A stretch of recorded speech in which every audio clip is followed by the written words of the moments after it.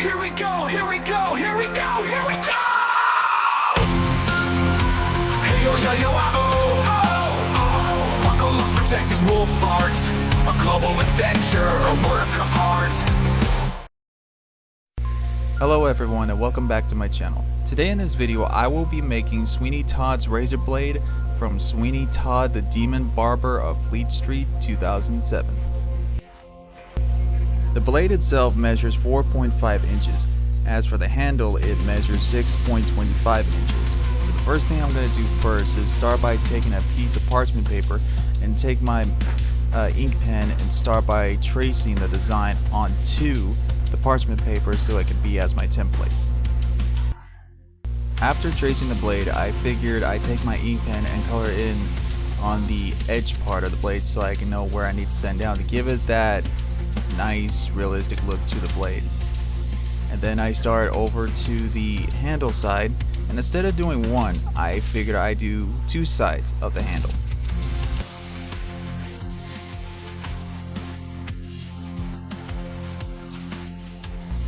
Once the tracing is done onto the parchment paper, I can now take my templates and start cutting them out with the scissors. And I'm going to start out by cutting the blade first, and then after that I'll move on to the handles.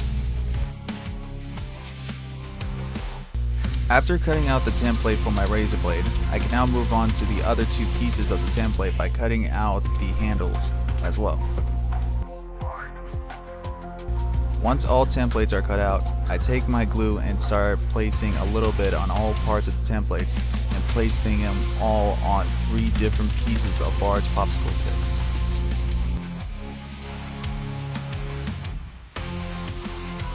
Once they were placed carefully on each of the large popsicle sticks, I can now take my knife set tools and start using one of the blades that I have chose to start carving them into the shape that I wanted. But first I'm going to take my pen once again and start tracing the template onto the large popsicle sticks. This part will just help me as a guide so I can know where each one of the lines I need to be on, and I figured that the blade itself can be a little bit longer instead of being short. And once I got them into the place I needed, I start carefully using my blade and start carving them in. This took some time and very carefully by carving each one, and I was trying to make sure I did not break them, so I used the scissors as an option just to take major portions off of it. And I take my blade once again, this time a little bit more close to a carving tool by getting into those corner areas that I couldn't get before.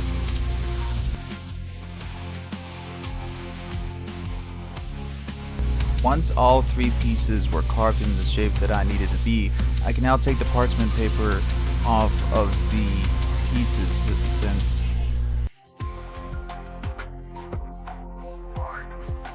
now the next thing I have to do is by taking my piece of sandpaper and start sanding them down.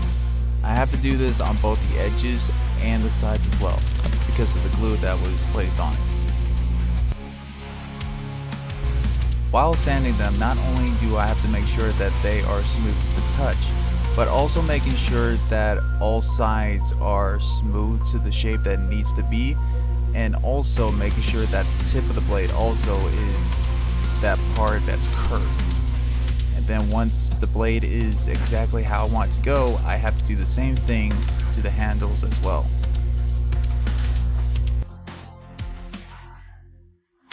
Once everything was sanded down, I take my sandpaper and place it flat on my desk, and I take each of the 3 pieces and start doing the motions side to side so that way the sides are smooth and it doesn't have any rough edges on either of them. After that was done, I take the blade and I start focusing on the edge part so that way it has that very edge sharp type of blade, but making sure it stays dull as well.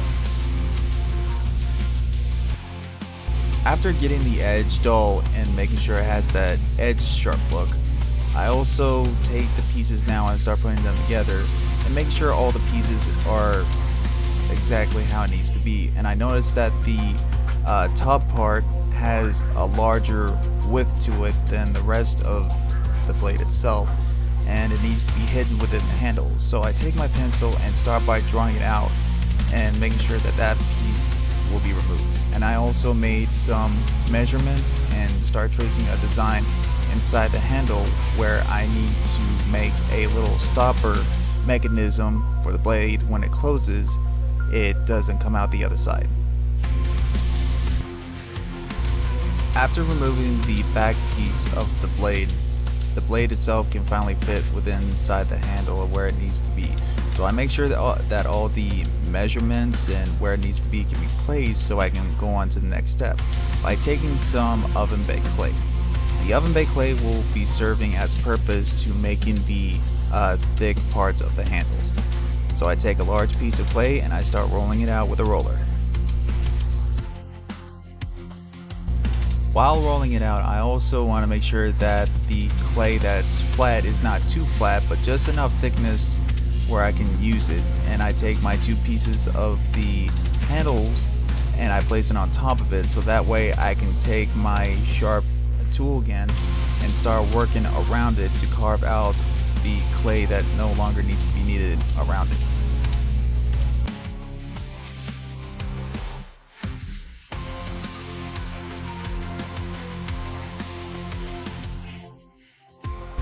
Once all the pieces of clay has been removed, it'll be looking like this.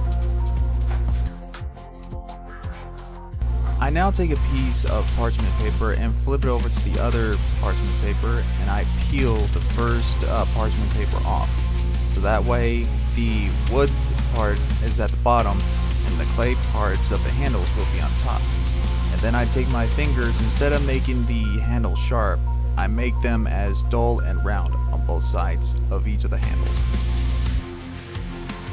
I had to go back and forth on both sides of the handles to make sure that all sides of the handles were round.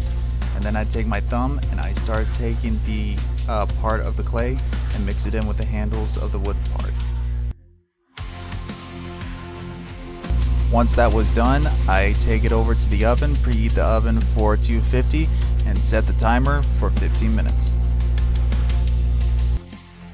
Once they were cooked for 15 minutes, I went over both handles to make sure that everything is the way it's supposed to be, and make sure that it was solid and not flexible.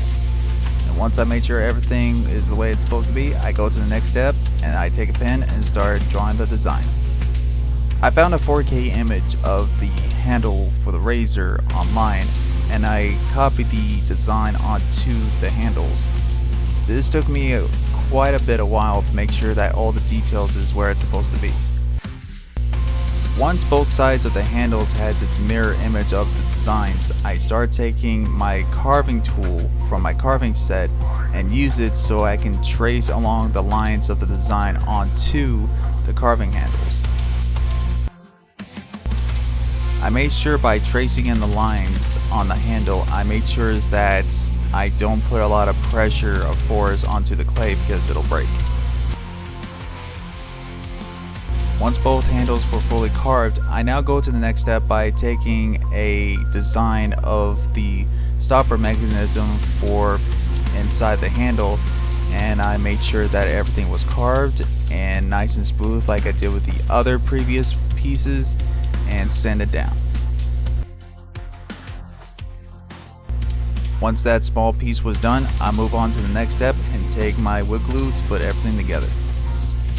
I start by taking a long skewer and place the end part of the small piece of where it needs to be. And then I carefully and slowly make sure it is placed where it needs to be.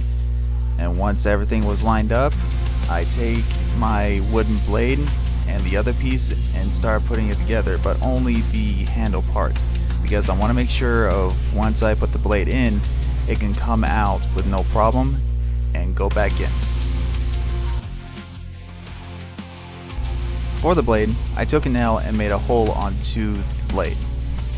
Once the hole was large enough and placed where it needs to be, I took a large toothpick and placed it inside the hole, just to test it out and make sure that the blade is able to move without having any problems. I took a small piece of the toothpick and I placed it inside the hole. The small piece will be used as a mechanism for the blade to open and close. I had to take a piece of the clay handle, including the other side, off so that way the blade itself can be lined up so there won't be any errors once it opens and closes. And then I take my wooden glue and I put everything together. I test it out and make sure it comes out smoothly.